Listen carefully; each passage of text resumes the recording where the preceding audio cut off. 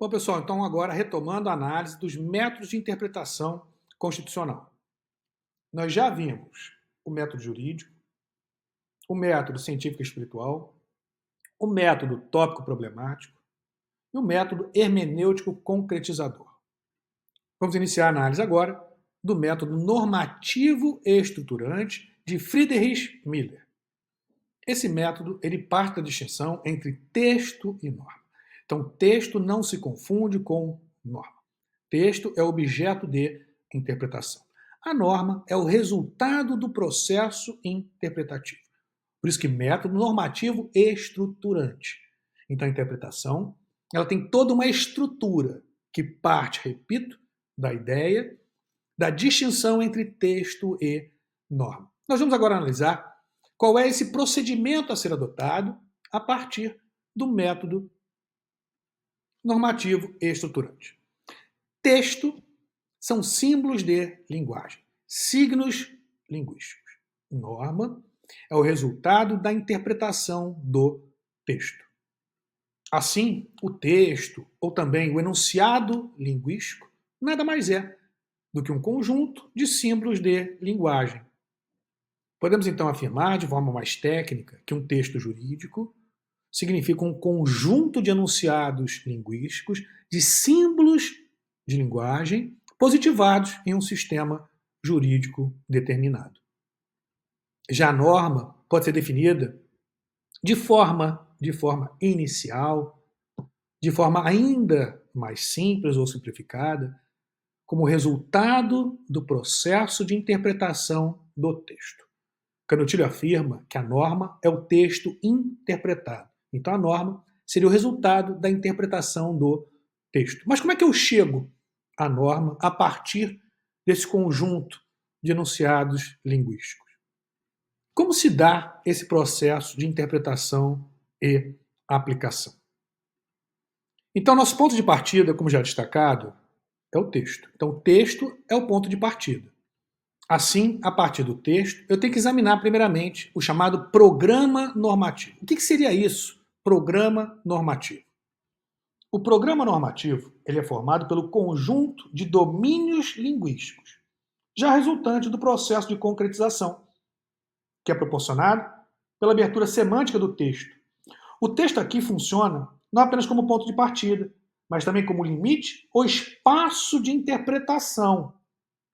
Assim, o âmbito de liberdade do intérprete aplicador da norma, ele tem limite. Ele tem limite no texto, no programa linguístico do texto.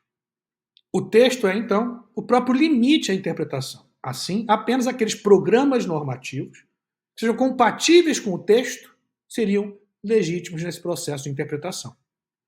E aqui ganha importância a forma como o texto, como o enunciado está disposto.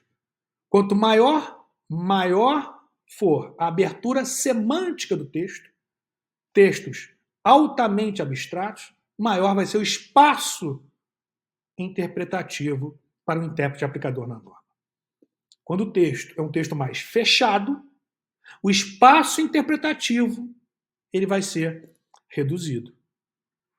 Mas o que integra o programa normativo?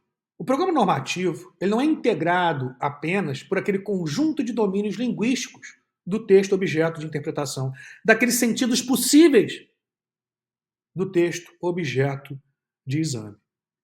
Assim, o programa normativo ele abrange o domínio linguístico,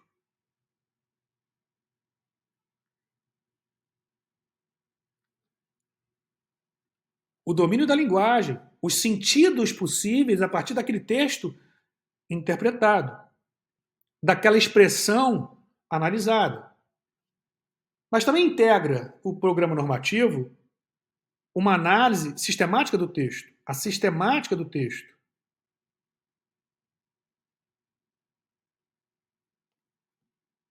A genética do texto.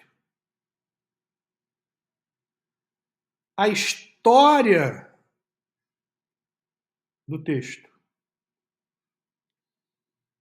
E a própria finalidade do texto. Assim, a definição do programa normativo ela exige uma análise gramatical do texto objeto de interpretação, histórica do texto objeto de interpretação, sistemática do texto objeto de interpretação, finalística do texto objeto de interpretação, definindo então os sentidos possíveis daquele texto objeto de análise. Mas isso não encerra todo o processo chamado de processo normativo e estruturante. Agora, nessa terceira etapa, nós temos um exame, uma análise do chamado âmbito normativo, espaço normativo, ou ainda setor ou campo normativo. O âmbito normativo indica o espaço real, o âmbito fático de elementos empíricos que são alcançados pelo programa normativo. Em outras palavras, o espaço de incidência. Estamos interpretando determinado texto para se aplicar em quais situações? Qual o âmbito de incidência concreta? Então nós temos aqui o chamado âmbito normativo, setor normativo, espaço normativo, ou ainda campo normativo. Veja como Canotilho se manifesta. Só os programas normativos que se considerem compatíveis com o texto da norma constitucional podem ser admitidos como resultados constitucionalmente aceitáveis derivados de interpretação do texto da norma. O programa normativo é também o elemento fundamental do chamado espaço de seleção de fatos constitutivos do domínio normativo. Por outras palavras, só pode incluir-se no âmbito possível do domínio normativo as quantidades de dados reais compatíveis com o programa normativo. Assim, nós podemos afirmar que o programa normativo funciona como um seletor do âmbito normativo, pois é o programa normativo do texto que delimita os fatos alcançados pelo programa normativo dos fatos não abrangidos, voltando à ideia de limites proporcionados pelo texto. Essa determinação quanto ao âmbito de aplicação, ela vai ser determinada pelo programa normativo. Nós podemos falar em uma determinação forte quando se tratar de uma regra constitucional, quando o texto for uma regra constitucional, que está já delimitado de uma maneira mais precisa o âmbito de incidência. Ou pode ser uma determinação fraca, quando se tratar de princípios, quando o texto for elaborado sob a forma de princípio, possuindo uma textura mais aberta. A determinação aplicativa, quanto ao âmbito normativo, ela não está previamente delimitada ou definida. Então podemos afirmar que a determinação operada pelo programa normativo pode ser uma determinação forte, quando se tratar de texto com baixo grau de abstração, ou seja, uma regra constitucional, ou ainda uma determinação fraca, quando o objeto de análise for um texto com alto grau de abstração, ou seja, quando se tratar de um princípio. Na quarta etapa, nós temos a chamada norma jurídica. A norma jurídica, ela é o resultado, não ainda final, mas é o resultado desse processo interpretativo. Ela tem caráter geral e abstrata. Então, a norma jurídica, ela é a norma de caráter geral e abstrata, resultado desse processo interpretativo, chamado de normativo estruturante. Mas ainda não é a etapa final do processo interpretativo concretizante. Por exemplo, se você tiver uma ação concreta, um processo judicial, a norma jurídica ela vai constar do fundamento da decisão. É a ratio decidendi. Ela não é ainda imediatamente normativa, pois a normatividade plena ela vai se dar com a norma individual de decisão. A norma de decisão é a norma jurídica concretizada, é o resultado ou etapa final do processo de concretização. É o momento em que o processo de interpretação barra concretização se encerra com a aplicação ao caso concreto daquela norma constitucional. Aplicação ao caso jurídico, submetido à apreciação ou ao caso jurídico a se decidir. A norma de decisão, portanto, é aquela que encerra esse processo de concretização com a aplicação ao caso concreto. Assim, nós podemos afirmar que chega-se à norma a partir de uma análise do texto que busca a correspondência entre o programa normativo do texto, as possibilidades e sentidos linguísticos, com o âmbito normativo, o âmbito de incidência ou o âmbito de aplicação.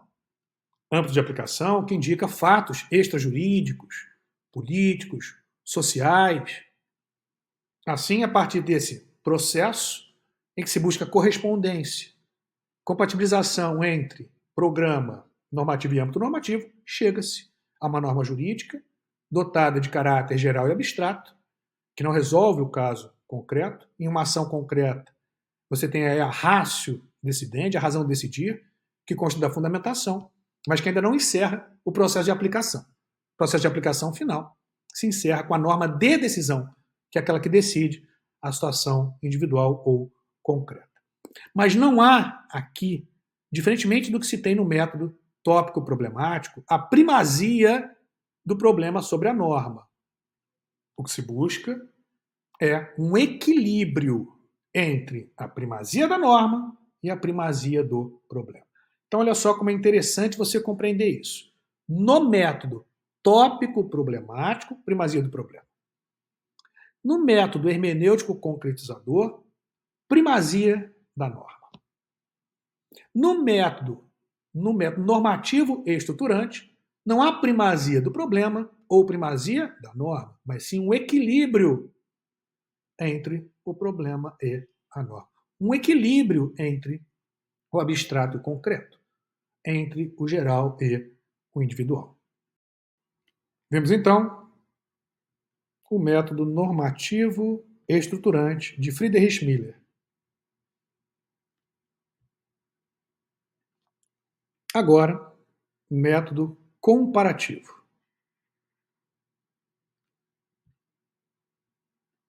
O método comparativo, como o próprio nome já revela, de Peter Eberle, ele busca um diálogo entre jurisdições constitucionais. E qual é a ideia aqui? Otimizar o processo interpretativo a partir de uma comparação entre, repito, jurisdições constitucionais. Então, por exemplo, vamos analisar o direito à liberdade de expressão no Brasil. Então, para otimizarmos esse processo de interpretação contra esse direito, se faz uma comparação entre jurisdições constitucionais. Dessa forma, seria possível se minimizar os erros, tomando em consideração os exemplos alheios, e se otimizar os acertos. É mais ou menos a ideia que você já deve ter ouvido em algum momento da sua vida, da sua mãe, do seu avô, dos seus pais. Criança, filho, neto, não faça isso, porque eu já fiz e dá errado.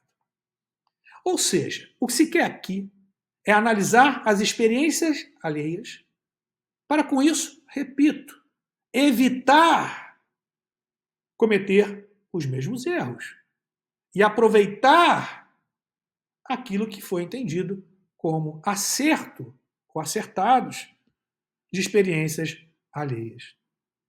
O que se busca são pontos em comuns entre essas jurisdições constitucionais, sempre levando em consideração a realidade, sempre levando em consideração cada contexto a partir desse processo comparativo. A partir dessa ideia de uma interpretação comparativa, de um diálogo entre jurisdições constitucionais, defendido por Eberle, o professor Marcelo Neves desenvolveu o chamado transconstitucionalismo, que é exatamente essa ideia de troca entre jurisdições constitucionais, de diálogo entre constituições, sem desconsiderar cada realidade, pois é importante no processo interpretativo. Então não significa que você vai simplesmente analisar como a Suprema Corte norte-americana interpreta, por exemplo, o direito à liberdade de expressão, e vamos adotar, pura e simplesmente, por transposição, essa interpretação no direito brasileiro. Não, não é isso. É um diálogo entre essas jurisdições constitucionais, levando em consideração a realidade de cada jurisdição constitucional, de cada Estado, de cada Constituição, em busca de pontos comuns, como eu disse, evitando-se cometer determinados erros ou os mesmos erros e valorizando-se aqueles acertos. Óbvio, desde que adequado a cada sistema constitucional próprio. Não é uma mera transposição de interpretações de outras cortes constitucionais para o sistema jurídico respectivo. No nosso caso, não se trata de mera transposição de uma interpretação, por exemplo, do Tribunal Constitucional alemão para o sistema jurídico brasileiro. Não, não é isso.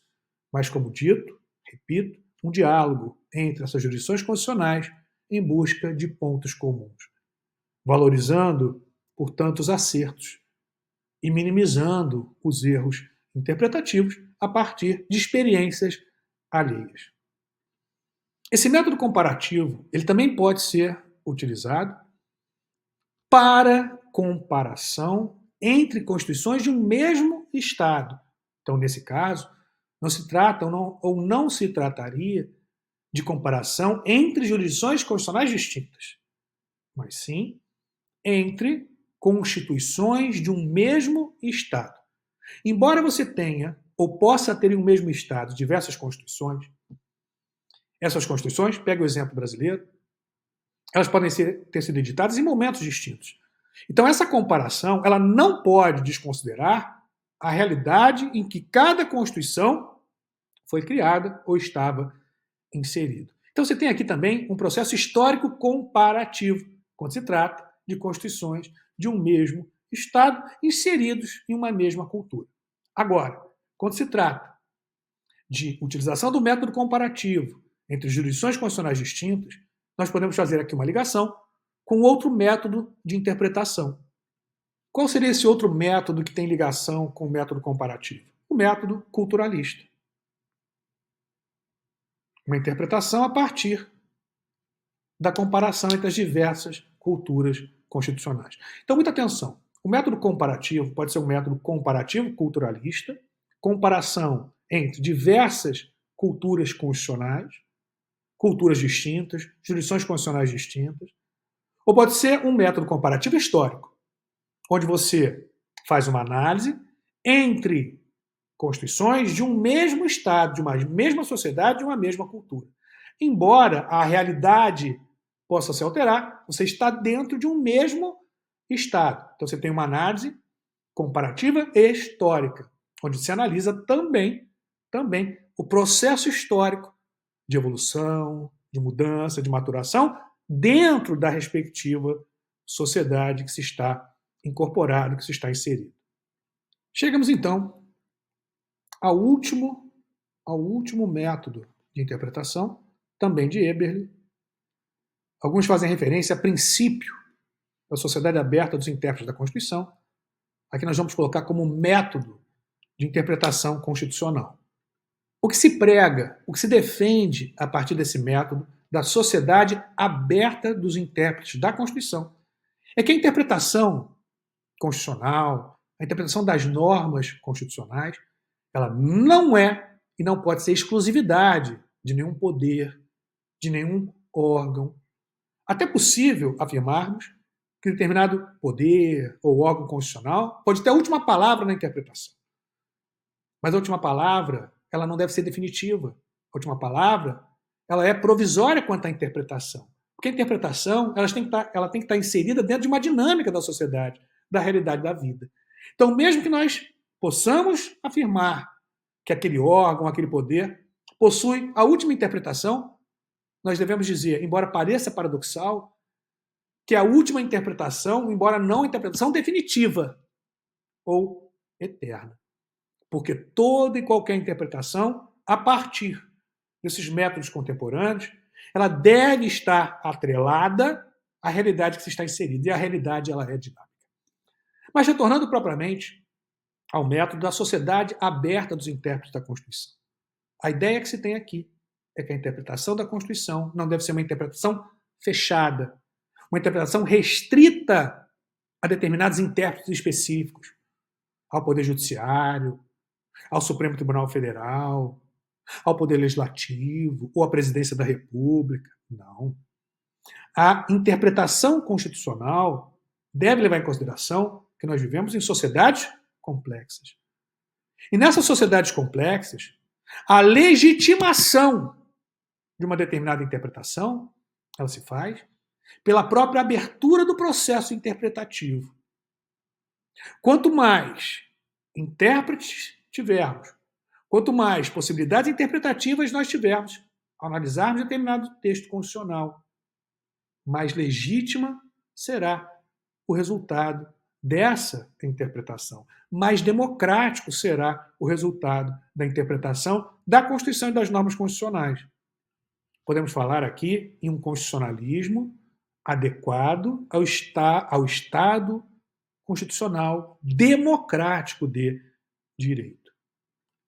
Veja que a figura do amicus curiae, por exemplo, é um instrumento de abertura nesse processo de interpretação da Constituição. É um instrumento de legitimação. Legitimação pelo argumento, pela abertura argumentativa. Legitimação a partir da abertura do rol de intérpretes da Constituição, onde você insere, como dito, não apenas um poder, um órgão, mas todos aqueles que integram a respectiva sociedade. Então você pode ter o Poder Judiciário, Poder Executivo, Poder Legislativo, organizações sociais, a sociedade, de uma forma geral, participando desse processo hermenêutico, desse processo de interpretação, tendo em conta, repito, a complexidade das sociedades contemporâneas, as diversas visões que se tem nessas sociedades contemporâneas. E se essas sociedades contemporâneas são altamente complexas, onde você tem diversas visões, muitas vezes, sobre o mesmo assunto, a legitimidade do resultado interpretativo, ela não vai se dar pelo fechamento argumentativo da interpretação constitucional, pelo fechamento dos intérpretes da Constituição. Não. Ela vai ser mais legítima a partir do momento em que ela abre a possibilidade para que nós possamos ouvir os mais variados setores da sociedade em relação ao que eles entendem quanto aquele texto objeto de interpretação. Então você tem aqui uma interpretação muito mais legítima, muito mais democrática, a partir da própria abertura do processo interpretativo. Em respeito à própria ideia de pluralismo, pluralismo político, pluralismo social, filosófico. Essa abertura no processo interpretativo, ela se mostra absolutamente necessária nas sociedades complexas, plurais e democráticas. Temos, então, o último método de interpretação constitucional, o método da sociedade aberta dos intérpretes da Constituição, de Peter Eberle. Bom, pessoal, fechamos então os métodos de interpretação constitucional. Próxima aula, princípios de interpretação constitucional.